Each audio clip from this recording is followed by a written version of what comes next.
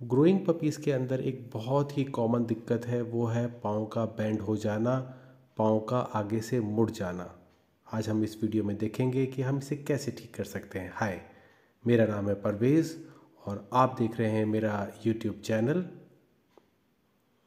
हम अपने इस चैनल में डॉग और डॉग की रोज़मर्रा की ज़िंदगी में आने वाली दिक्कतों से रिलेटेड वीडियोस पोस्ट करते हैं। आप हमें शेयर कीजिए, लाइक कीजिए, सब्सक्राइब कीजिए और अपने वैल्यूएबल कमेंट्स ज़रूर कीजिए। फ्रेंड्स, आज हम बात करेंगे एक बहुत ही कॉमन प्रॉब्लम जिसे हम कहते हैं पपीज़ के पाँव का टेढ़ा हो जाना। आखिर पपीज़ के पाँव टेढ़े क्यों होते हैं? पपी के पाँव टेढ़े होने का जो मुख्य रीज़न है वो है बॉडी के अंदर कैल्शियम और फास्फोरस का बैलेंस का ख़राब हो जाना, या फिर बॉडी के अंदर जो उसका मैकेनिज्म होता है उसके अंदर कुछ ऐसी खराबी आ जाना कि इसके जो बैलेंस के अंदर उतार चढ़ाव आ जाना। इसकी वजह से क्या होता है कि पपी के पाँव के जो जॉइंट्स होते हैं वो मोटे होने लगते हैं और उसके बाद में वो टेढ़े हो जाते हैं। अगर समय पर इसका ध्यान ना दिया जाए तो कुछ दिनों बाद में ये परमानेंट चीज़ हो जाती है और उसे उसी अवस्था में पूरी ज़िंदगी काटनी पड़ती है। बहुत बुरा लगता है कि जब हमारा पाला हुआ पपी ऐसे फेज में पहुंच जाता है कि जिसे हम उसको ठीक नहीं कर सकते, लेकिन अगर हम वक्त रहते अगर उसको इलाज कर लें या हमें पता हो कि ये किसकी वजह से हो रहा है तो हम उसका ट्रीटमेंट कर सकते हैं। आइए हम देखते हैं इसकी वजह क्या क्या होती है। देखिए, सबसे बड़ी चीज़ है कि इसके अंदर जो बॉडी के अंदर जो कैल्शियम और फास्फोरस होता है उसका एक परसेंटेज होता है, बॉडी के अंदर आपस में एक रेशो होता है। कभी कभी क्या होता है कि हम ज़्यादा कैल्शियम दे देते हैं तो इस कैल्शियम की वजह से ये फास्फोरस और कैल्शियम का जो बैलेंस है ये बिगड़ जाता है। और कभी कभी क्या होता है कि हम इतना कम कैल्शियम देते हैं या उसके फूड के अंदर इतना कम कैल्शियम जाता है कि उसकी बॉडी के अंदर कैल्शियम और फास्फोरस का बैलेंस फिर बिगड़ जाता है। दोनों केसेस में, कम कैल्शियम में और ज़्यादा कैल्शियम में, कैल्शियम और फास्फोरस का जो बैलेंस बिगड़ता है, इसकी वजह से पपी के अंदर दिक्कतें आनी शुरू हो जाती हैं।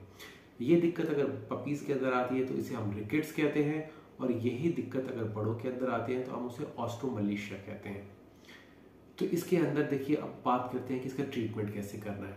सबसे पहली बात है कि आप पपी को कैल्शियम दें तो कैल्शियम उसकी बॉडी के वेट के अनुसार दें, ना कि आप ऐसा ना हो कि आप उसे बहुत ज़्यादा कैल्शियम देने लगे। दूसरी चीज़, हम बहुत सारे लोग कहते हैं कि सर आप एक काम कीजिए, कैल्सरॉल यूज़ करना शुरू कर दीजिए। कैल्सरॉल का यूज़ करने से सबसे बड़ी दिक्कत ये आती है कि कैल्सरॉल बॉडी के अंदर कैल्शियम के एब्जॉर्प्शन को कई गुना ज़्यादा बढ़ा देता है। उसके बाद में आप कई गुना ज़्यादा कैल्शियम देने लगते हैं तो कई गुना ज़्यादा एब्जॉर्प्शन और कई ज़्यादा कैल्शियम गुना ज़्यादा कैल्शियम देने की वजह से इतना ज़्यादा बॉडी में कैल्शियम एब्जॉर्ब होने लगता है, वो उसके नॉर्मल लिमिट से भी 20 से 30% ज़्यादा, 20 से 30 गुना ज़्यादा एब्जॉर्ब होने लगता है। तब जाके ऐसी दिक्कत आती है कि बॉडी में फिर से कैल्शियम और फास्फोरस का जो रेशो होता है वो बिगड़ जाता है। आखिर में दिक्कत वही आती है जो कम कैल्शियम की वजह से आती है। अब हम इतने ज़्यादा ओवर कॉशियस हो जाते हैं कि हम इतने ज़्यादा कैल्शियम देने लगते हैं कि उसके साथ में भी सिर्फ वही दिक्कत आती है। और फिर हम ये सोचते हैं कि अगर पपी ठीक क्यों नहीं हो रहा, तो पैनिक मत होइए। जिसके घर में पपी बीमार पड़ जाता है उसका पैनिक होना लाजमी है। मेरे साथ भी होता है। मैं दूसरों को सलाह देता हूँ, लेकिन जब मेरे घर में कोई दिक्कत आती है तो मैं अपने फ्रेंड से पूछता हूँ। क्यों? क्योंकि उस टाइम हमारा दिमाग इतने अच्छी तरह से काम नहीं करता, हम चाहे सारी चीज़ों को उस टाइम सोच नहीं पाते। तो सबसे अच्छा तरीका है कि आप अपने जो सर्कल है उसमें इस चीज़ को डिस्कस कीजिए। जो चीज़ें आपने खुद बताई होंगी उनको, वो आपको दोबारा से बताएंगे कि ऐसे ऐसा होना चाहिए, आपने मुझे बताया था या हमने ये पहले डिस्कस किया था या हमारे साथ ऐसा हो चुका है। अब इसमें करना क्या क्या है? सबसे पहली बात कि आपको पपी को कैल्शियम देना है। कैल्शियम आप दो तरीके से दे सकते हैं, एक ओरल दे सकते हैं और दूसरा इंजेक्टेबल दे सकते हैं। दूसरा, आपको उसको सनलाइट में कुछ देर रखना चाहिए। जो सुबह की सनलाइट होती है 9-10 बजे की सनलाइट, वो काफ़ी अच्छी होती है। उसमें बॉडी के अंदर अपने आप जो विटामिन D3 जो फॉर्मेशन होता है उसकी वजह से कैल्शियम एब्जॉर्प्शन में मदद मिलती है। तीसरा कि आप विटामिन D3 सिंथेटिक फॉर्म में भी दे सकते हैं। देखिए, विटामिन D3 को सिंथेटिक फॉर्म में लेने का सबसे बड़ा नुकसान ये होता है कि अगर वो ज़्यादा अमाउंट में बॉडी में चला जाता है तो वो आगे चल के नुकसान भी देता है। और एक चीज़ और भी होती है कि बॉडी की एक टेंडेंसी होती है कि अगर हम कोई भी चीज़ उसे आर्टिफिशियली ज़्यादा अमाउंट में देने लगते हैं तो बॉडी का जो मैकेनिज्म होता है उसे एब्जॉर्ब करने के लिए वो बैक फुट पे आ जाता है, वो उसको एब्जॉर्ब करना बंद कर देता है। तो इसलिए हमें इस चीज़ का भी ध्यान रखना है कि हमें जो चीज़ें करनी है वो क्लोज टू द नेचर करनी है। नेचुरल चीज़ें ज़्यादा प्रीफर करते हैं। आर्टिफिशियल चीज़ें, सिंथेटिक चीज़ें हम तब यूज़ करते हैं कि जब हमें बहुत शॉर्ट टाइम में रिजल्ट चाहिए होता है, लेकिन वो रिजल्ट हमें बहुत ही कंट्रोल चाहिए होता है। तो उस पर नॉलेज काम आती है, नॉलेज डॉक्टर्स की काम आती है, नॉलेज उन लोगों की काम आती है जो ये काम कर चुके हैं। शॉर्टकट मत कीजिए। किसी की बात कहने से या किसी के सुझाव लेने से पहले आप खुद मतलब ये सोचिए कि क्या आपको प्रॉपर नॉलेज है। छोटी सी ऊंच नीच से आपकी पपी की पूरी लाइफ अपाहिज की तरह हो सकती है। एक चीज मैं और कहना चाहता हूं कि जब भी आप अपने पपीज को कैल्शियम दें तो कैल्शियम डायरेक्ट ना दें, उसे इनडायरेक्ट दें। पहले आप वो कैल्शियम कोशिश करें कि मदर को दें, क्योंकि मदर के मिल्क से जो पपीज को जो कैल्शियम आएगा उसकी बायोडाइजेस्टिबिलिटी बहुत अच्छी होगी। कैल्शियम अगर आप पपीज को ज्यादा देते हैं तो पपीज की जो पेट के अंदर भी दिक्कत आ सकती है। इसलिए हम कोशिश करते हैं कि फीमेल को कैल्शियम, अच्छी क्वालिटी का कैल्शियम देते हैं। वो कैल्शियम पपीज को दूध के जरिए मिलता है और वो बहुत ही एक बैलेंस फॉर्म में मिलता है, क्योंकि मदर उतना ही कैल्शियम दे पाती है पपीज को जितनी उसकी गुंजाइश होती है। बाकी जो कैल्शियम होता है वो एक तरीके से मदर फिल्टर का काम करती है। एक्सेस कैल्शियम को वो एब्जॉर्ब नहीं कर पाती और उतना ही कैल्शियम पपीज को जाता है जितना जरूरी होता है। एक चीज मैं आपको और बता दूं कि सबसे बड़ी गलती बहुत सारे लोग क्या करते हैं कि जब पपीज बड़े हो जाते हैं तो उनको दूध देना शुरू कर देते हैं और दूध के अंदर ही कैल्शियम को डाल के देना शुरू कर देते हैं। ये जो प्रॉब्लम है ये बहुत बड़ा रीजन है कि दूध के अंदर कैल्शियम को डाल के नहीं देना है। इनफैक्ट तो मेरा तो ये कहना है कि जब पपीज 3 हफ्ते से ऊपर की एज की हो जाए तो पपीज को आप स्टार्टर्स देना शुरू कर दीजिए। पपी फूड स्टार्टर्स आते हैं, बहुत ही बैलेंस फूड होता है। आप अपने बजट के अनुसार अलग अलग मैन्युफैक्चरर्स के स्टार्टर्स आते हैं, रॉयल कैनाइन है, एनएनडी है, बहुत सारे स्टार्टर्स हैं, पेडिग्री का भी स्टार्टर आता है, ड्रूल्स का भी आता है, बहुत सारे आते हैं। आप अपने बजट के अनुसार आप ले सकते हैं, कोई भी स्टार्टर ले सकते हैं। तो आप कोशिश कीजिए कि 3 हफ्ते के बाद में ग्रेजुअली पपीज को स्टार्टर्स पे डाल दिया जाए।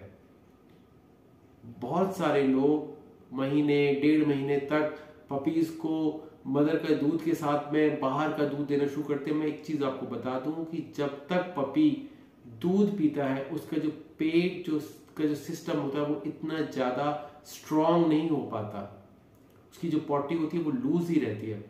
इसलिए मैं ये कोशिश करता हूं कि पपीज को 2 हफ्ते के बाद में धीरे धीरे सेरेलैक पे ले आऊं और उसके बाद में 3 हफ्ते के बाद में उनको इंट्रोड्यूस कर देता हूं मैं स्टार्टर फूड। और अब चौथे हफ्ते आते आते वो सब स्टार्टर्स पे आ जाते हैं।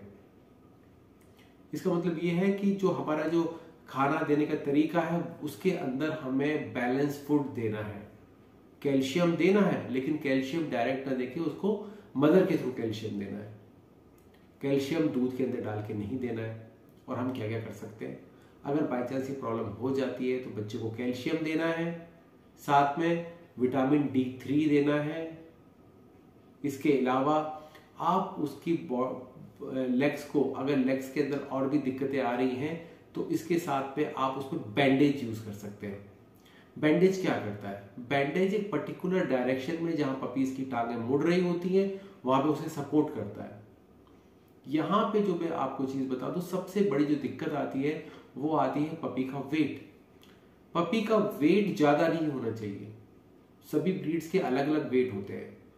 बहुत सारे लोग बहुत ही ज्यादा जोश में आके पपीज को बेस्ट के चक्कर में इतना ज्यादा खिलाना शुरू कर देते हैं कि पपी बहुत ही ज्यादा भारी हो जाते हैं, उनके बोन्स बहुत हैवी हो जाते हैं।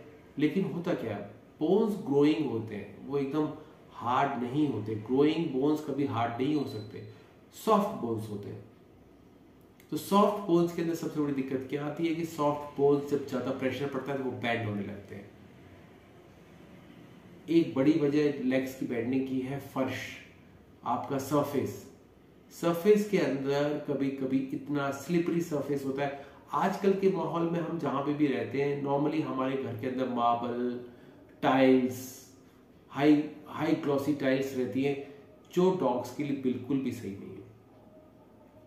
डॉग अपने वेट को कंपनसेट करने के लिए चौड़ा रखना शुरू कर देते हैं, उनके एल्बो इन हो जाती है, पॉज आउट हो जाते हैं, पीछे के लेग्स काव हॉक हो जाते हैं, तो कई सारी दिक्कतें आती है। रिकेट्स और ऑस्टियोमैलेशिया के अलावा लूज पेस्टल्स की भी प्रॉब्लम आती है।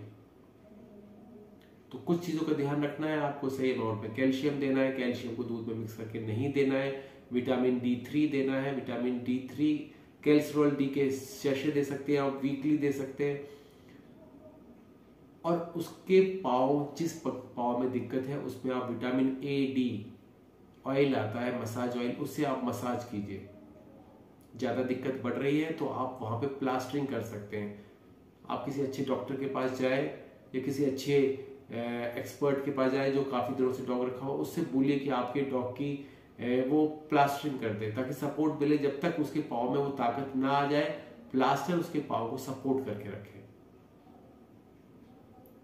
इसके अलावा भी होम्योपैथिक के अंदर भी बहुत अच्छी मेडिसिन है रिकेट्स को और ऑस्टियोमैलेशिया के लिए। इसके अंदर एक कॉम्बिनेशन है कैलकेरिया फॉस, कैलकेरिया फ्लो, कैलकेरिया काव और साथ में साइलिशिया। ये सभी 3x या 6x के कॉम्बिनेशन में दिए जाते हैं। इसका बहुत अच्छा रिजल्ट रहता है, मैं अपने पपीज को देता हूँ। लेकिन जो भी आप मेडिसिन दें वो डॉक्टर की सलाह के बिना ना दें, क्योंकि डॉक्टर की सलाह इस केस में बहुत ज़रूरी होती है, क्योंकि आपकी की हुई गलती का जो खमियाजा है ना, वो पपी को पूरी ज़िंदगी उठाना पड़ता है। होप ये वीडियो आपको इन्फॉर्मेटिव लगा होगा। अगर आपको पसंद आए तो प्लीज़ हमें लाइक कीजिए, शेयर कीजिए और सब्सक्राइब कीजिए। मेरा ये वीडियो बनाने का मकसद ये है कि मैं उन सभी लोगों को एड्रेस करना चाहता हूँ जिनके पास में इतनी ज़्यादा नॉलेज नहीं है। वो ऐसी जगहों पे रहते हैं जहाँ पे रूरल एरिया है, जहाँ पे डॉक्टर्स इतने ज़्यादा नहीं हैं। तो मैं चाहता हूँ कि वो लोग भी इस मामले में अपने आप को अपग्रेड कर सके, उनको नॉलेज हो, पपीज़ को बहुत ज़्यादा कैल्शियम ना दें, बहुत कम अमाउंट में कैल्शियम से दिक्कतें आती है, उनको कैसे ओवरकम करें।